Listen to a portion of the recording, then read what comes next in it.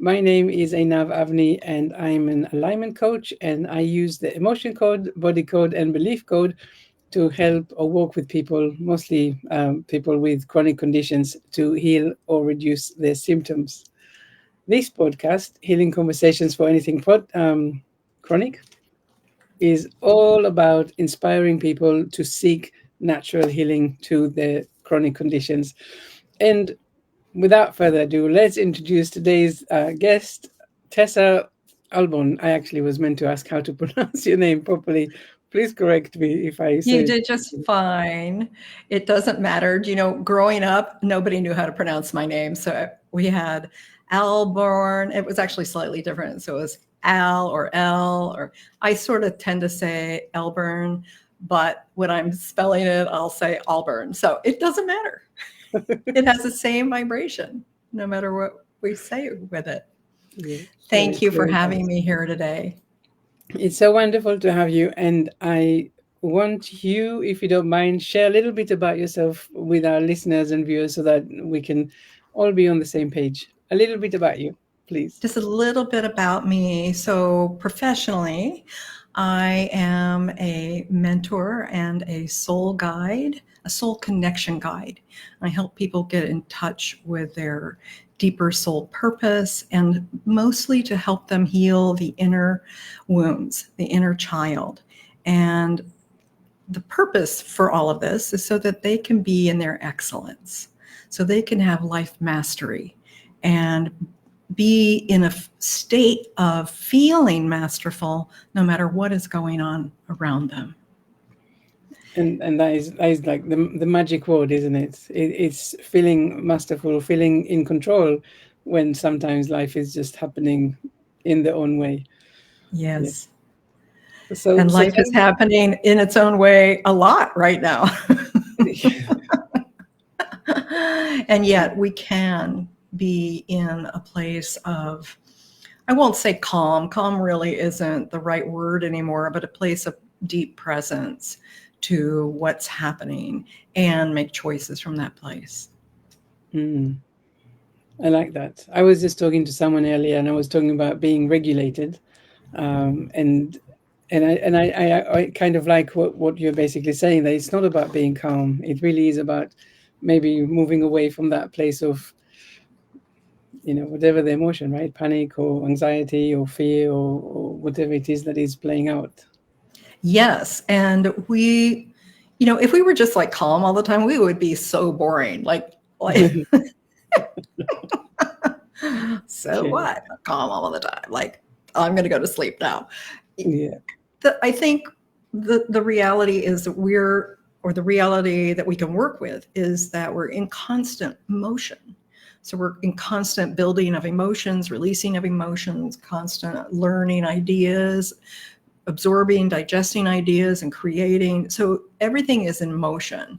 There is no still point that will last a long time. There are still points, which are amazing when we can access one of those, like through a deep meditation or through cranial sacral therapy or something like that. We can touch on those deeper, fluid, etheric places inside ourselves. And I think that helps us get back to a kind of an electromagnetic place of healing where we're out of the way. We're just not even trying to do it. But that stuff is rare. It's not a daily occurrence. And so what we're doing is honoring our human experience and working with it, finding ways to work with it so that we're not freaked out. And so we're not trying to deny the truth of our humanity. And I'm curious because a lot of the time, clients, people that especially my audience, the people are suffering from chronic conditions.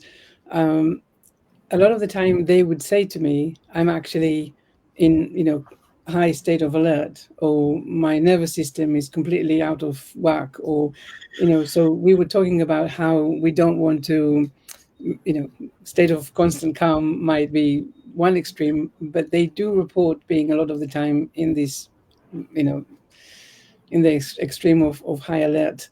But what you are saying is actually we're going to find out how to find this happy middle, how to bring yourself into more, consciously being able to regulate and to decide where you want to be.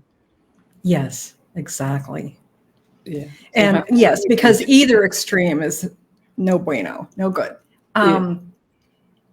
And when and I think many people, especially with chronic pain, can be in that high state of alert because anything new is almost like an attack, right? It's not new good. It's like new, no. I need to say no to that. No, no, right? So the protection mechanisms are just ready to fire. Everything is, DEFCON 1, the walls are going to come down, and we can't heal from that place. Mm-hmm. And that's the problem. So we need to get somewhere else on that scale of calm and paying attention rather than high alert, and we can access healing in there. Mm-hmm. And how I don't know. I'm wondering. I want to know how. I want to find out really how you help people get there. I also want to pause for a second. I want to find out more about you. Yes, I was going to say, maybe this would be helpful for me to just share a little bit of my journey right now. Yes. So I wasn't always this amazing.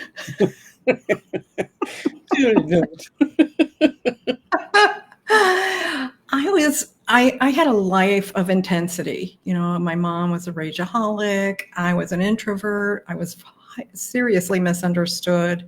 I was very sensitive, and I was on high alert all the time for the danger around me in the household and anywhere else except in nature. That was the only place I could feel safe mostly. And I mean, I had to watch out for snakes. I lived in Florida. But I eventually became extremely depressed. When I went through puberty, that was had a huge impact on me, and I did not have any kind of emotional support that was helping me. That sort of depression continued into college, and I began numbing out with drugs and alcohol to, not feel the intensity of my emotions. And I thought my emotions were wrong. So I was like, I can't feel that way. That's really bad. Don't. And I just kept noticing that I had this desire to be angry, but I was repressing it because I didn't know what I was angry about, really, except, sometimes with parents. I certainly knew that I was angry about some of that, but I had no idea what I could do with it. And so things continued. I got into my first car accident at the age of 20, not quite 21, just about to turn 21, right before my flute recital. And I was a music major, and I had got a bad whiplash, and miraculously somehow pulled off a flute recital 3 weeks later. I didn't freeze into that position or something. But that was the first of 9 whiplashes that I've had in my lifetime. And that was part of what led me on a healing journey because of the pain associated with that. And I didn't realize it, but I literally couldn't even stand up straight. I didn't know that I couldn't stand up straight. I thought I was standing up straight, but I wasn't until I went to this, I went to an audition where they were like, stand up against the wall. And I'm like, I am. And they're like, no, you're not. I was like, what? Mortified. Excuse me. And I realized I had a big curve in my upper back. And so I knew I needed to do things about it and sought out, some alternative things, like at the time, chiropractic, very alternative then, and was doing all kinds of body tune-ups, with kinesiology and things like that. My depressions continued to plague me in various ways. And sometimes I would come out of them. I was making deals with God, and sometimes I couldn't come out of them. They had a big grip on me. And part of what had happened with me was, even though my life was pretty good at one point, I was still like just crying at the drop of a hat and didn't know why. And thankfully, I found somebody who knew what was going on in my body. And what was going on was my body didn't know the crises were over. And it was sending drips of adrenaline and having like the faucet just never shut off. And so we were able to shut that off, and I started to feel like myself again. Then I traveled. So this is this is a setting, depression, ups and downs, and therapy and all of that. 14 years, I think, of therapy. So I learned a lot over 14 years, and I learned some mind-body techniques, and some of them worked, but they were inconsistent. And I traveled. I took off and I went and lived in Central America for 7 months. And I knew I had gotten sick while I was traveling, but I, figured everybody gets sick when they travel. But I couldn't quite get myself back, and I didn't know what was going on, and I didn't have all my resources, like the things, my natural supplements that I would normally be taking and all of that. And when I came back to the States, I just kept getting sicker and sicker. And I had some menstrual pain when I was younger. And so there may have been something going on then that nobody diagnosed. When I came back from this trip, it was off the charts, insanely bad. And it spread out. So it wasn't just like 5 days a month anymore. It was now 30 days a month, where I was not having menstrual pain so much, but I was having extreme nausea, heartburn, like I couldn't sleep through a night. I was looking for, I was drinking Pepto-Bismol, I could have bought stock in that company, but it wasn't really working. Even that wasn't working. And the doctors and everyone that I was talking to thought, I could see it in their eyes, like, that can't be, there's no reason for that. This girl, she's working out, she's eating pretty well. And I kept wondering what was wrong with me. And this built. So I'm going to just take a pause right there, get a little sip of my tea. And if you have a question for me, because this builds up, and this is where I found the healing at this point. And I'll pause with you, and I want to hear the story in your timeline. And as you do that, I'll try and figure out my light. So I noticed when I was at work, so what really did it for me was noticing how I was around other people, because I was managing, I was doing everything I could to manage it. And I was like, I'm just going to show up no matter what. I was working for an attorney at one point, and I knew I was going to get my period, and suddenly I was just sick, and he needed me there because there was some big filing due, yada, yada, yada. And I was like, can I lay on your floor? I need to lay down on the floor for an hour. And he was like, well, of course, like, no way he thought of me. But I was so sick. I had to lay on his floor for an hour and relax my whole lower body and my back. And when I felt good enough, I could get back up and I could finish the job. And then I went home, and I was out for the count for like 2 days from that occurrence. And I started to understand, like, this isn't normal. People don't do this. This shouldn't be happening. And then I had other jobs, but it kept getting worse. And I got to the point where I knew I couldn't even sit at my desk for more than like a half an hour, and I would be in agony. It was hard to drive into work. It was hard to sit at a desk. It was just not understandable. I was getting all kinds of care, but it wasn't treating the problem. And people weren't helping me. They were just sort of like, I don't know, at this point it's probably psychosomatic. I literally had somebody say just about that to me in an interview, like, we can't hire you because of, There's something going on here. And they were right. Something was going on, but it wasn't up here. It was actually in my body. But I had become so accustomed to people telling me, I don't know what I'm talking about. That can't happen, that I started to believe that. Thankfully, I also had amazing access to mind-body tools. And I started using a tool just on happenstance because I worked at a place where personal development was respected. And one of my colleagues had done a lot of research on personal development, and he and I were just talking one day, and I started asking him a lot of questions, and I wanted to understand more about the emotional body in relationship to the physical body. And he said, well, here, just, I came across this thing, like, check this out, try this.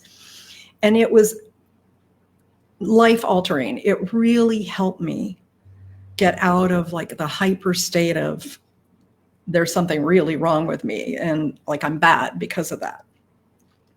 And the tool was something, I just call it simply, I sense, I feel.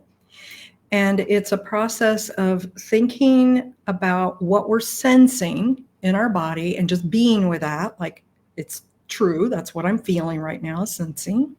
And then switching into I'm feeling, emotionally feeling blank right now. And then you go back and forth, and you normalize like what I'm feeling is what I'm feeling right now. It's really happening. And that's the way it is. And when I started to accept my feelings and my senses as being true for me right then, and removing all judgment, I was able to breathe. And I was able to release a lot of the emotional stuff. So what would eventually happen in that little exercise was I'd state my emotion, and sometimes it'd be like, I'm mad. Yeah, I'm really mad. I'm really mad right now. And so I got in touch with the feelings that I was having. And then on maybe the third round, it was like, I'm really feeling hopeless. And I would cry, but I would cry within this container that didn't then leak out into the rest of my life. So I wasn't hopeless all day. I was just hopeless right then in that moment. And I honored it, and I let the tears flow. And I started to have greater peace and ease in my body. Now, my symptoms didn't all go away magically. What needed to happen next was I needed some real help, a better diagnosis, and a better answer. And that is what happened. But through my own ability to be able to show up as me and admit that I had a chronic problem, an unknown chronic problem, and still show up as a leader in my community. And at an event where I was doing that, someone came up to me and said, you might want to connect with my guy, my doctor. And it took me I was like, oh, here's another doctor. I was a little bit in that, but I thought, okay, I'll check it out.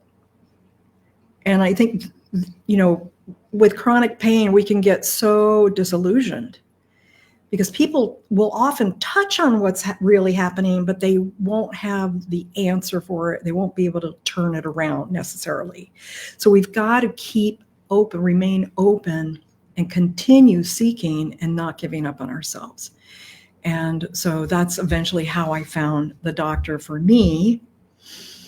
And within 3 weeks of his protocol, I felt like a human again. I felt like me again.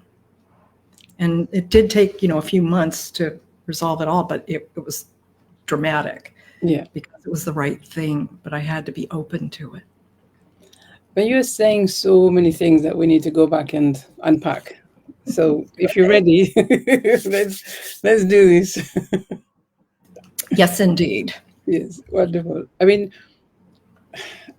I guess the first thing, of course, it's what you said about emotions, right? Because maybe I'm bad, or I shouldn't be feeling this way, or I shouldn't be allowed to feel the way that I am. So there's a lot of inner judgment, I guess, and inner resistance to what is going on. So in a sense, and I hear it all the time. I mean, it's really incredible, the relationship that we allow ourselves to develop or to create with our emotions, and they're not pretty. The relationship is not, you know, No, and I want to understand a little bit more about, first of all, why is there such a non-acceptance around emotions and stuff? Why can we not just say, this is how I'm feeling right now? because okay, this is great because this applies to almost everyone I've ever met actually. We're programmed. We come into a family and we receive the family programming. Well, so did our parents and their parents and the parents before them.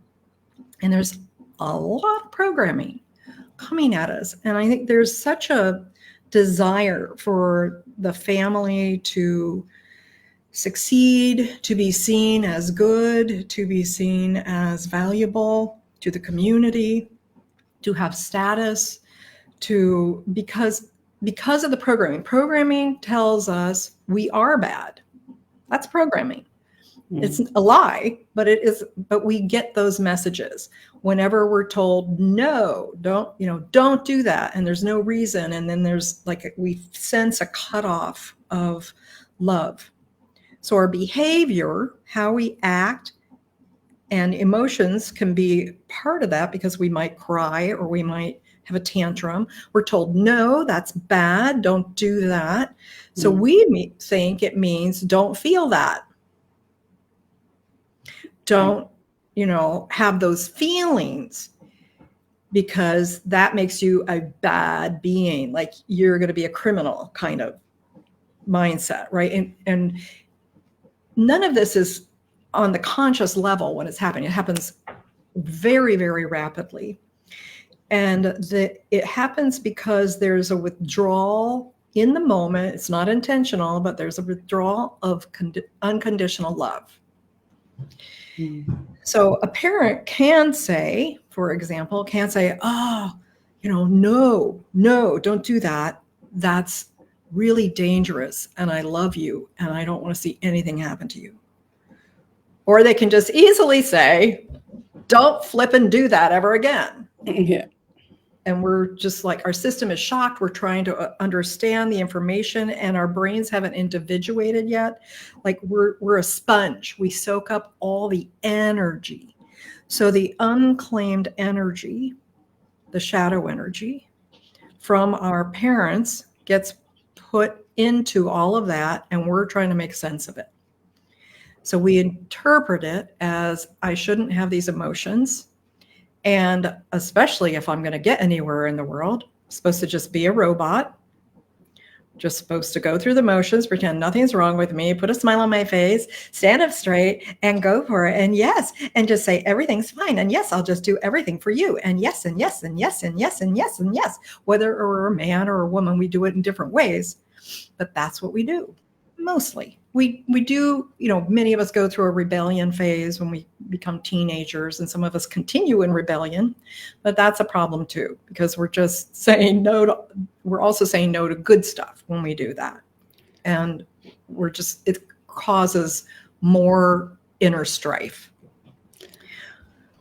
It's so interesting what you're saying, really, to think about, we get this kind of self-judging, right, of saying, if I'm now going against this conditioning, if according to what you're saying, right, if I do this, I will not be approved of. Basically, I will be different. I will be cast off. I will be all of these fears. Yes. Well, you just said something really important. You said, first of all, not approved of, and cast off. And cast off, even though we don't use this as a way to govern society right now, but there is a fear of exile. It's the ultimate abandonment. And what happens when people were exiled in the past is they died. They couldn't make it on their own. There was no tribe to help them hunt. There was no way to stay warm, etc. So it's an unconscious bit from the past that comes in. Right. So here we are noticing that there's some negative emotions. There's something going on in the background, but we're basically saying, just don't go there because of all of these fears and what might happen, and I'm going to die, and all of that. So we block the emotions. We don't allow ourselves to go there. We don't allow ourselves to feel them, to process them. Yeah, that makes sense. Exactly. And we're not taught how to feel them or process them in a healthy way. Right. And okay, so this makes a lot of sense. Thank you. I always want to to talk about emotions, and really, why is it so hard to say? Let's process it. Let's not. But we all do this, like you say. We learn how, what not to do, and we're not encouraged to open up. We're not encouraged to reach deep, and of course, all of these suppressed emotions, suppressed stress, all of this is coming out at some point. It has to. Yes, that's the problem, right? We either, for an extreme example is somebody drinking themselves to death, right? They drink so much to repress what's really going on that eventually they break down their body. Or we cut ourselves off from people that could be supportive. We have fights with people we don't mean to. We sabotage ourselves. There's all kinds of stuff that happens. But because we don't know how to hold, most people don't know how to hold the feelings in acknowledgement without judgment. So it's like judgment is like, no, do this with your feelings, but we've got to lift that off. So the feelings can just be there, but they don't run us. And that's another level of coming into mastery with emotions. I guess that the next thing that comes up to that is that thing of, if you feel rage, for example, or anger, or even, I guess, any emotions, there is that, it's not socially acceptable to, to show your emotions, right? If you're angry, if you want to, it's not acceptable to just Well, go we and, think it's not acceptable. That's the first thing that I would question. yeah. But we don't know how to express our feelings in a way that's going to help the situation, in a way that's going to change it in a healthy way. That's the real issue. Yeah. I think you're absolutely right. Yeah. And that's part of what I teach, right? Because there is a way to express. There is a way for us. First of all, we've got to come into ownership of what's happening inside of us and do our best not to project it out onto others. And then to say, this is what I need because I am enraged. I'm feeling confused and very upset. And I want to find a solution for that, right? So we can be angry and we can express anger without, 8-year-old anger in a big body, which is really scary. Yeah, and sounds like needs a lot of practice as well. I might say. Yes. Okay, so what we're saying so far is really that, first of all, we understand a little bit more why we repress emotion, why we don't allow ourselves to feel the emotions because of all these fears and shame and fears of that have been instilled and going down generations of how we should behave and all of that, and not still be part of our safety cycle without being exiled. And then we're saying also that notion that you shouldn't show your emotions, that's also a myth, because you say that you can find a way to express it without terrifying your boss, for example, or to to do something that is surprising for everyone. So what I'm hearing is very interesting, is that, you know, you're saying basically there is a way to, I'm going to use that word again, there is a way to regulate, there is a way to express and to actually move the things that are blocking us, and find a way to move forward. It's just that we need to learn how to do this, basically. Yes. And I'm going to suggest that one of the places people can start is creating pauses for themselves. Just like little short timeouts. Oh, pause, I'm feeling something. Right, in yourself. Like I don't go around raising my hand with my friends or anything like that. But if there's something I need to digest, I have enough awareness at this point where mostly I can tell if I'm starting to feel a feeling. And it's just like I get curious. Oh, wait, take a breath. Get curious about what it is I'm feeling and hold space for it without trying to push it away or make myself wrong or anybody else. And then there's a sense of, I got it. Like, I get it. I get what I'm feeling right now. And then we can be back fully present in whatever we're engaging in, like whatever causes that instantaneous flow of emotions that we're not necessarily recognizing. I think we need digestion time enough. We need to be able to just pause long enough to recognize what the feeling is and then make a choice on how we want to respond. So a way to do it is to just take a breath and think to yourself, oh, I'm pausing, I'm just interrupting my emotions right now to get curious. Oh, something's happening. What am I feeling? Oh, I'm nervous. Wow, wow. Okay. I'm not sure why that is right now. I'll come back to that later. And then, oh, enough. Yeah, what you're saying really just had an impact on me. Like I noticed I got like a little nervous, and I think what you're talking about is blah, blah, blah, blah, blah. Like, so it's not really about you or what you're saying, but it's also, there can be transparency in our intimate relationships. So we don't have to say that stuff. Like if we're at the office, we don't have a pause and digest it and figure out what it is and then tell everybody. That would not probably be safe, right? But with our intimate relationships, we can make agreements that, you know, like I think this is a common one in relationships. Men and women, we understand each other very differently. Sometimes women are just going to talk. Sometimes a man's going to be very concise, and this is pretty typical. And the woman will feel things that the man had no intention of making her feel because of the style of communicating.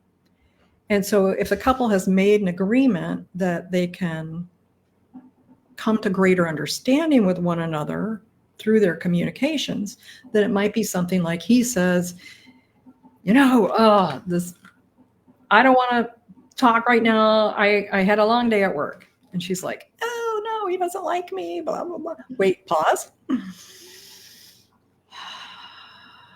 Oh, I'm feeling a little not seen right now and hurt. My feelings are hurt. Oh, wow. That's really interesting. Okay. Hey, honey, I totally get that you need not to talk right now, and to honor our agreement, I just want you to know I'm really realizing how hard it is for me to hear that, because I felt hurt just now, like, and unwanted. And he's like, oh, babe, I didn't mean that. Come here, I love you. Right. So we can create intimacy with greater understanding of ourselves by pausing, digesting, sharing, or we can simply take care of ourselves in environments where that's not wanted or necessarily appropriate. I think that the kind of the very important thing that we are saying here, or that you are saying, and I'm agreeing, is that really it really is about bringing everything to your conscious awareness. Because if you're noticing something and you're trying to stifle it, or if you're noticing some emotions and you are rejecting it or judging it, then it's creating waves elsewhere, and they're never positive. It's really, they have to explode at some point. But then basically what we're saying is that when we're noticing feelings, sensations, all of that, and we say, actually, we can pause, and we can bring that into the conscious awareness, and we can now see that actually we are reacting instead of responding. And now we can start asking, really, what comes up for me? How do I feel?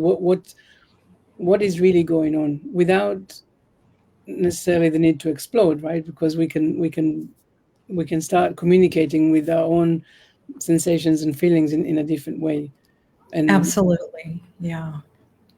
And I think you said that really well. And then there's a piece where we can also ask ourselves in that process. We can begin once we recognize what the feeling is. We're like, oh, we normalize. Yeah, it makes sense. I'm feeling that way. Of course, I'm feeling that way. Okay. And then we can also add on, if we want to, well, what is it I'm needing? So in the case of chronic pain, I think it's really important to honor what the pain is causing us to need. Because maybe the sciatica, just for an example, sciatica nerve is flaring up.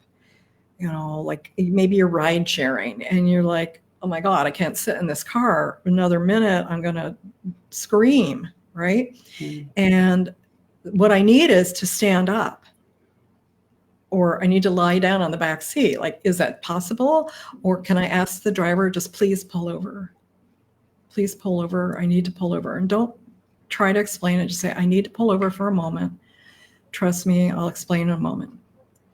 And get out of the car and stand there until you can then do a tapping or do some kind of protocol that helps you relieve the screaming pain in your sciatic nerve, and include the driver in it. Say, thank you for stopping.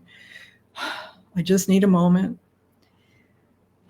And forgive me if I can't explain, but I appreciate you stopping. Okay, I'm better now. I can continue the ride. He probably won't want it. They, he, it, she, whoever, them, they may not want to even know what just happened for you. But most people care enough to listen. But this is really about, this is what we were saying earlier. This is about the permission to feel, to notice, to yeah. There's no need to, like what you were saying, right? You were suffering so much, and you were still a leader. So it was like not giving yourself the permission to, to be in alignment, really, to be Yes. outside what you are inside, because there was a face that was needed to be kept. And a lot of people do that. They don't, and not in any, not, and that's okay. I know that what they're going through, but it's there's no need for just keeping everything inside. You can't. Exactly. Yes, that just makes it worse. Yeah. It amplifies the pain. Yeah. So recognizing it, the first stage is recognizing it ourselves. Sometimes there's a little bit of relief, a little release there, because the body is sending signals on purpose. It's saying something is not working right, and I'm trying to fix it as fast as I can. And I want you to know about it. And some pain signals are so we'll do something about it. Well, what can I do right now? What I can do is breathe. That's always available. Unless you're dead, it's available. Or underwater, maybe, without air. I don't know. So you can breathe and acknowledge, wow, I have some freaking intense pain in my thigh right now. It's shocking how intense that is. It scares me. Go to the emotions. I am so scared right now that is so intense. I'm totally scared. Oh my God, I'm so scared. Okay, breathing. I'm actually okay right now. I'm actually alive. Wow. I'm feeling all this pain and I am alive. Bring it on. I'm alive. I'm alive. I'm scared and I'm alive. And this really sucks. It's really not okay with me that it hurts this much. But my body is telling me something. I'm going to continue to learn about my body and do what I can to help it. This is first of all, and it's very interesting because really a lot of the time when you are in pain, right? You want, first of all, you want it to end immediately. You definitely Yes. you want to, maybe you want to scream, maybe you want to be not around anyone, and you want to give in to these sensations. And when you're saying about the curiosity to understand what is it that it tells you, or what is it that I need, I think that is so interesting. I want to know more really about what, I mean, what I noticed when at the time when I was going through a lot of pain is that if I was going into the pain, it would intensify. Intensify. Yeah, Yeah. intensify. Not intense. Yeah, whatever. It becomes a lot stronger. Maybe it did that too. I don't know. It would become a lot stronger. But if I was, kind of putting my mind into a positive stench, it was like, but like I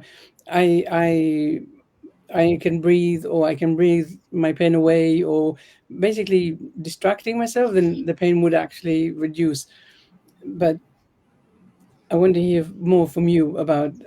Well, I love that you brought that up because that was one of the things I wanted to mention today in our conversation, which is sometimes distraction is a good thing.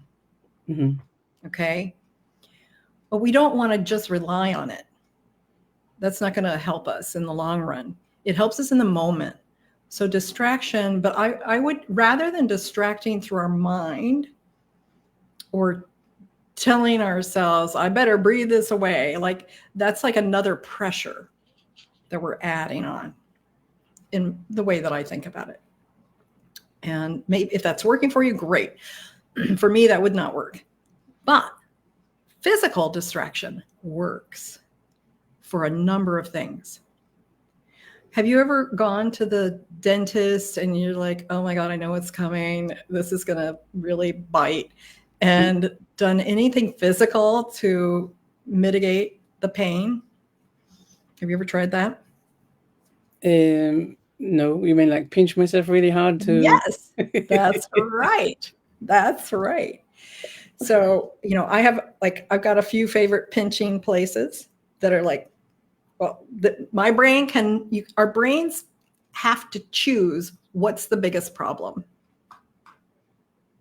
If we give it a bigger problem, ow, then I'm going to think less about my sciatica. I had sciatic pain for years, and plus I had inflammation because ultimately what I had, one of the things that I had, I'll just say, was malaria. So I had malaria for 15 years. Didn't know it. Nobody was diagnosing it properly until finally they did.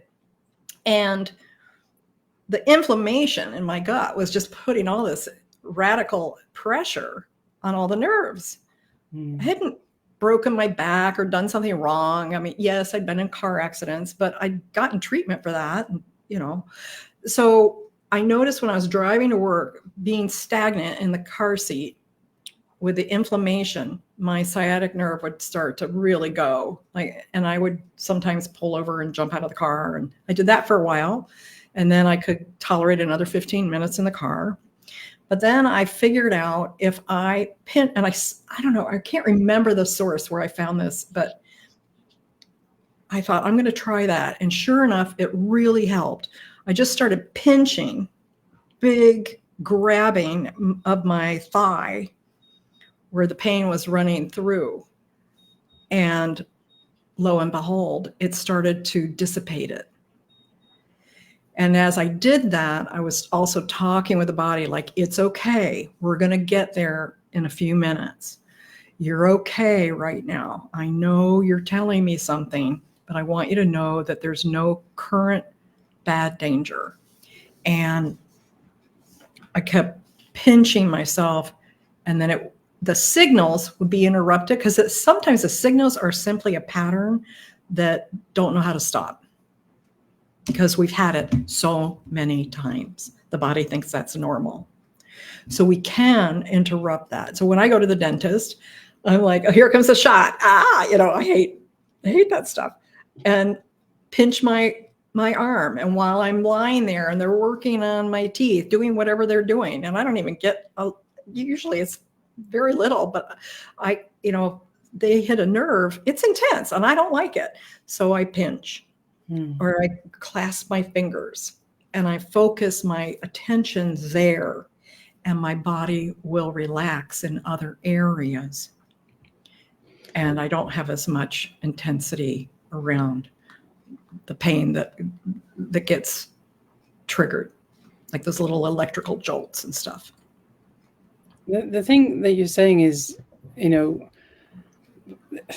so there's a few things, right? First of all, that every pain has a message, and that's really important to recognize that really the brain does give messages because it says, hey, there's something. Now we know, that really brain pain messages really they're more, I should say, when it's acute, right? When it's in the moment, when you just fell and I don't know, you hit your ankle, you need to have this pain to know that you need to pay attention, that just go running and make an even bigger trouble to yourself. Right. But we spoke about it before. I think that when in chronic pain, it means that really the brain messages might be out of, maybe they're signaling for something that is no longer truth, and you really want to check this out. But really, I like what you're saying. When you're feeling the pain, you you can do something about it. You can physically distract yourself, like you say, but also this idea of you can say to yourself, "I am safe," because what I learned is that a lot of the time the brain gives you the pain messages, not just because something is, structurally wrong, but also because you're feeling fear or anxiety about it. So if this is chronic pain, or or condition that you've been going on through a long time, you're anticipating it. And when you're anticipating it, you also have emotions, you also have a reaction to that. And this Yes. is what the brain is saying, is actually it's a loop. It says, I need to send you more of this pain. Yes, And it's looking for the danger that you're already anticipating. And it's like, where exactly. is it? Where is it? Yes. Oh, here it comes. Oh, yeah. Just any little thing. Yeah. Yeah, It's but hypervigilance. Yeah. it is, yes. But in some of in my training, at least in some of the things that I'm training, it really is that thing of saying your brain is responding to something that is no longer is not responding to the right thing. Basically, is not responding to the something that that you broke your leg, and now you need to fix it. It's responding to something from the past, and it stays alive because of the emotions, the anxiety, Yes. the fear, and all of that. And then there is the whole thing. A lot of people that really say, if you, and exactly what you said, right? If you say, I'm safe and I'm okay, and you're able to calm your nervous system down a little bit, and to create some distance between the emotions and the pain. But Yes. I guess, as I'm saying it, of course I know that it's not one size fits all, and people have different things that's going on, and different histories, and different things that they are trying and stuff. um, I want to bring us back to what we were talking at the beginning of the conversation about what to do when people are feeling that they are constantly in high alert, and not able to regulate themselves, and not and they just feel like, yeah, it's constantly high up there. What do they do? I think two things. But the main thing, the overarching theme here is about coming into presence, into right now. Because when they're on high alert, they think it's like do or die. It feels like that, right? So we need to be more truthful with ourselves about, am I actually going to die right now? No, probably not. Probably. Right? Hopefully. Like if we have the awareness, we're going through the consciousness of even being able to ask ourselves a question, then probably not. But we can look. I want people to use their eyeballs. If you have eyeballs and you can see, you want to use them. If you don't have vision, then use your hands and touch. But if you have vision, it's the fastest way. Just look around and be specific. Look at an object, say, oh, that's my green wall green. Okay. And flip the order of the words. So you're getting your prefrontal cortex online. And then do it again 3 or 4 times. And then and what'll happen in that as you do it, there's usually a little bit of calming because you're starting on unconscious levels, you're starting to realize, oh, I'm here in my house. There's no earthquake. There's no fire. And then you ask the question, am I safe right now? It's a good question to ask. Am I safe right now? Look around or touch or go lock your front door. Am I safe right now? Yes. The answer is almost always going to be yes, unless you're not safe and you know a car is careening toward you, but you wouldn't even have the time to like do this. But in most normal situations in life where we're experiencing pain, you can do that. You can look around, can name objects, and then you can ask, am I safe? Ah, yes. Ah. And there's some part of our nervous system that's like, oh, she's safe. Oh, wait. Okay. Yeah, brain, please bring in your radar. Please bring it in. Thank you. I know you've been really working hard to be on the alert for me, but I'm actually safe.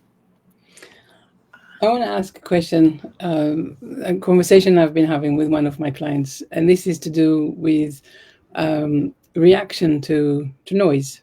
So this particular person. I'm sorry, I'm laughing because I'm self-recognizing. So go ahead. Okay, good. So basically, he has noise anxiety. So whenever there's a really loud noise, be it the leaf blower or whatever loud noise, that brings his anxiety very high up, and then he's not able to come out of it so quickly. Breathing is the answer. So now this may or may not apply to him, but I have some insights into noise. I've had a struggle with it myself due to a traumatic brain injury. And also having had 9 car incidents where there was banging of cars. So in the work of Peter Levine, Waking the Tiger Within, I came across this concept years ago where we, like in the moment of a trauma, we can see something or smell something or hear something that then stays with us. So like for me, for a while, whenever I saw a white car within a certain distance of my tailgate, when I saw it in the rear view mirror, I would go into a state of hyper alertness. I could be hit. Like I thought I was going to be hit. It was because that trigger of seeing the white car in the mirror. So I had to start recognizing that. Well, what are some of the other triggers I might have from these car accidents?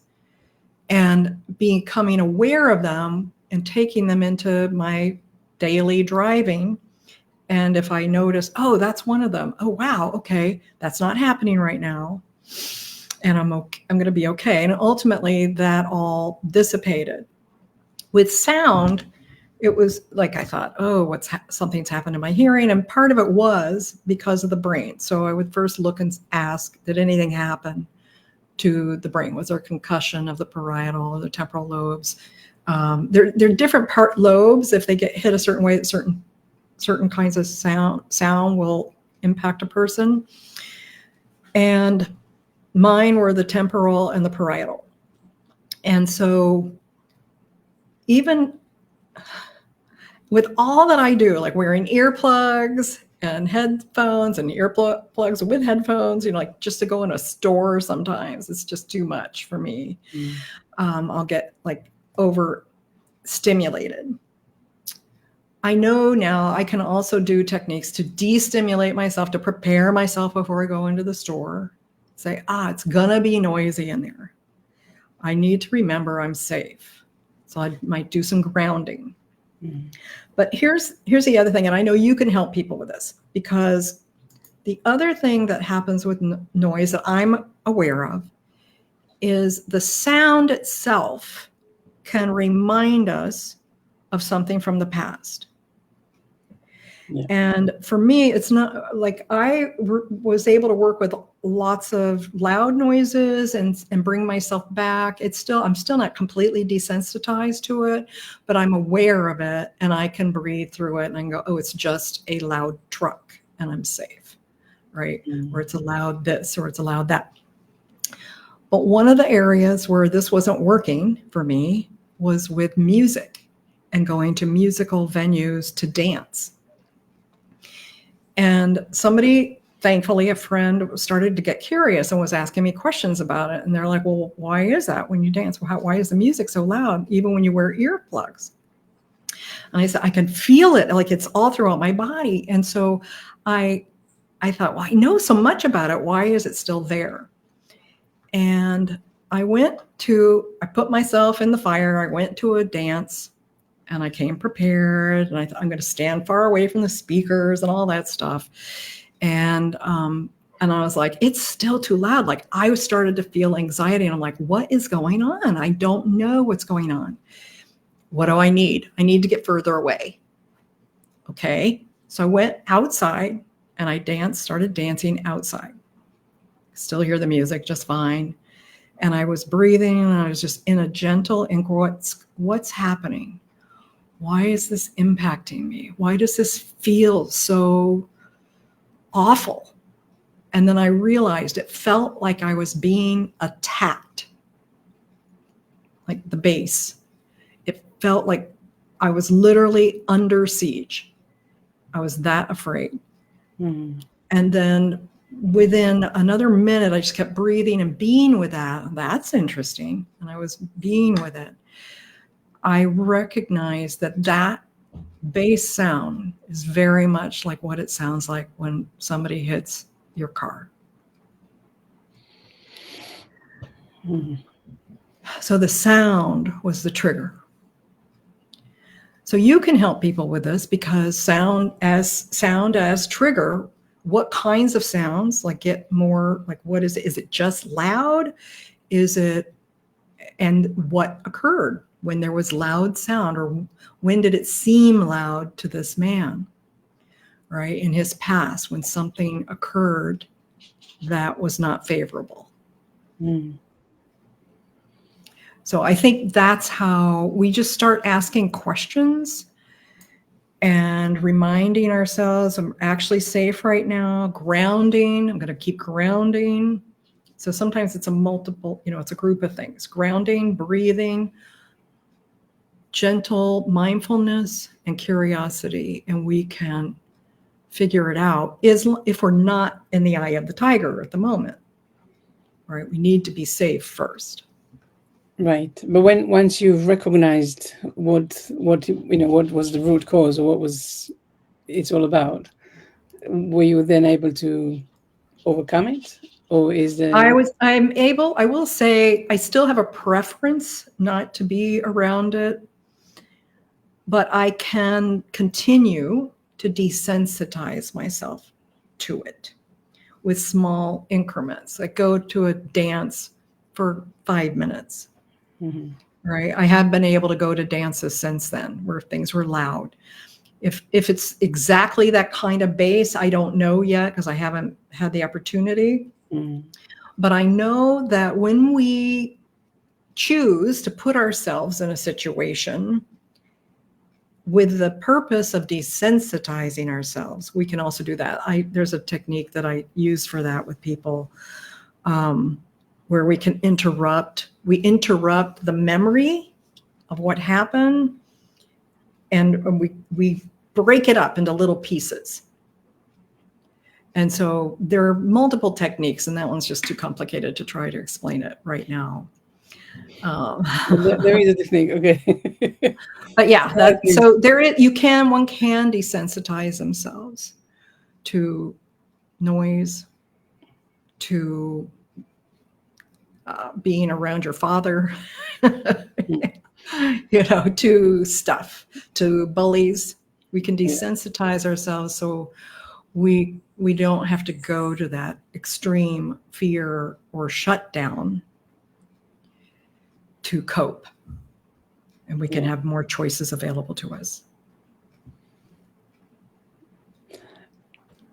I think it's fascinating. All of this has been a fascinating conversation to really to bring things to our conscious awareness, to look at things in a different way, not to just react to things, but actually being able to, take a moment, take a pause, look at things in a different way, communicate them in a different way to ourselves and to others, and actually also be more mindful and purposeful to change things or to do things in a different way. So not necessarily just allowing things to happen to us, but actually to examine the relationship between what is going on and how we are feeling about them and how we are responding. Yes, I want people who are listening today, I want them to know you're not a victim to your circumstances. You may feel like a victim, and that's okay. That's what your feelings are. But you actually there will be some choices. So create some space inside yourself to begin with. Create more loving care, more spaciousness for everything that you're feeling, everything that you're sensing. It's all makes sense. You didn't make it up. It all came from something, and there's a greater purpose behind it, which you may discover down the road. You don't have to know that right now. Allow yourself to breathe and take up space and honor your feelings and your sensations. And if you can, begin to communicate with your body, to learn about it and to talk with it, create a relationship with it so it will begin to hear you and understand you more. So you can say, I am safe right now, body. Body's, oh, okay, you sure? Yes, I am safe right now. Oh, okay. And it will respond in kind with loving presence. Yeah, I guess there's sometimes that people might say, "Oh, I say that I'm safe. I say that I'm safe, and then I don't feel it." But I guess there's also a lot of impatience that might be associated with that.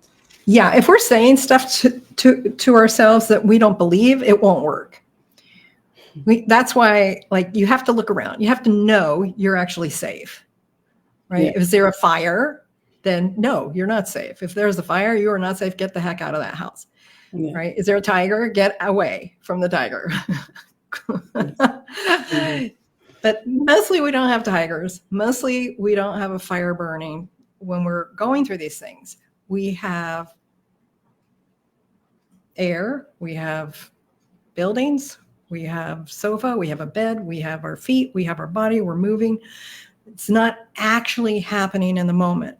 It's lousy. It feels lousy. It can be enraging. It can be really maddening, especially with incessant stuff.